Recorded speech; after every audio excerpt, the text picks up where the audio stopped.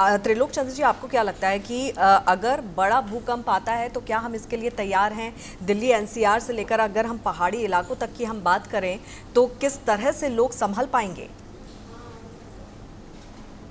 हाँ, नमस्कार अंकिता जी। जी।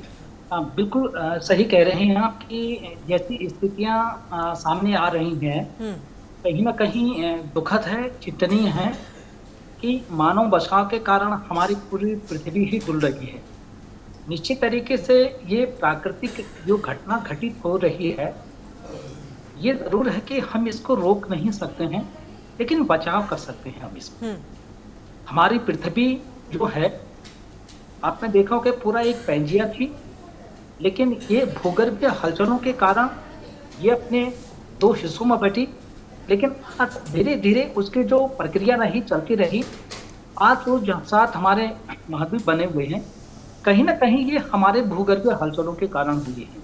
हम्म। आज भी वो गतिमान है, चाहे हम अभिसारी शक्ति की बात करें, चाहे अपसारी शक्ति की बात करें, चाहे हम रूपांतरित शक्ति की बात करें। तो वो जो गतिमान हो रहे हैं, उस गतिमान के कारण कहीं ना कहीं हमारे धरातल के ऊपर भूकंप आ रहा है।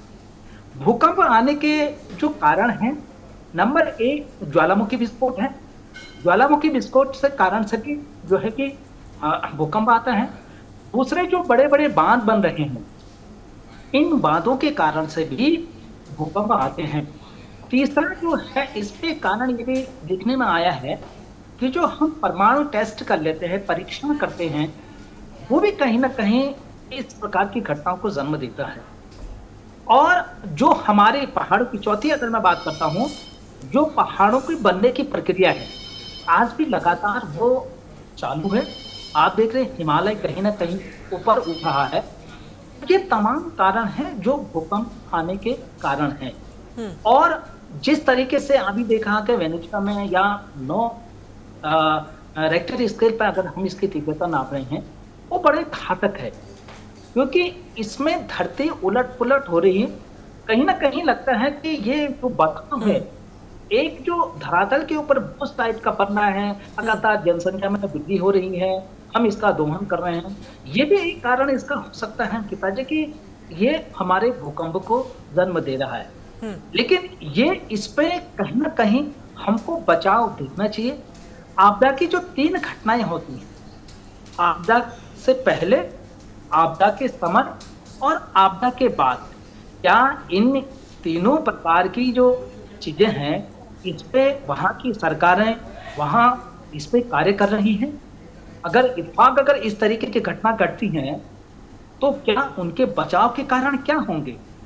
किस तरीके से मानव जीवन को हम सुरक्षित रख सकते हैं? हम्म। ये कहीं ना कहीं बहुत बड़ा प्रश्न चिन्ह होता है।